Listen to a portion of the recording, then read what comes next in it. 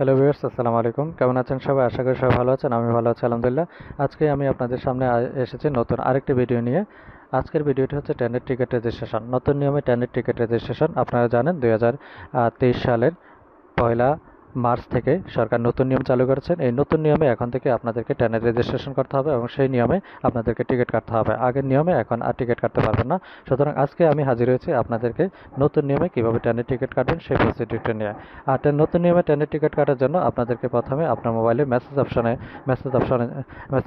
গিয়ে মেসেজ অপশনে যেতে হবে এবং মেসেজ অপশনে গিয়ে আপনার মেসেজ অপশনে লিখতে হবে বি আর বাংলাদেশ রেলওয়ে সংক্ষিপ্ত হলো বি এর লিখে স্পেস দিবেন। একটি স্পেস দেওয়ার পরে আপনার এনআইডি কার্ড নাম্বার লিখবেন। এনআইডি কার্ড নাম্বার দেবেন, দেন আবার স্পেস দিবেন। স্পেস দিয়ে আপনার জন্ম সাল লিখবেন 18 স্ল্যাশ, দেন আবার স্ল্যাশ, দেন জন্ম সাল লিখবেন, দেন স্ল্যাশ জন্ম মাস লিখবেন, দেন স্ল্যাশ, দেন জন্ম তারিখ লিখবেন।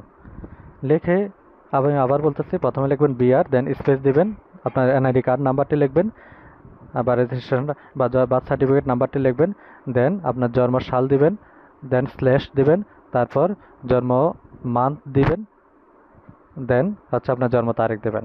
লিখে আপনাকে 26/9/69 বা 26969 নাম্বারে পাঠিয়ে দিতে হবে।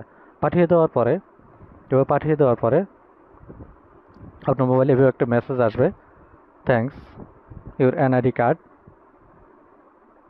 Thanks your NID has been successfully registered for Bangladesh railway counter ticket purchase. আমি প্রথমবার এভাবে এনআইডি কার্ড দিয়ে রেজিস্ট্রেশন করেছি বিধায় আমাকে দ্বিতীয়বার দেখাচ্ছে কি your mobile is already registered in this Bangladesh railway e ticketing system.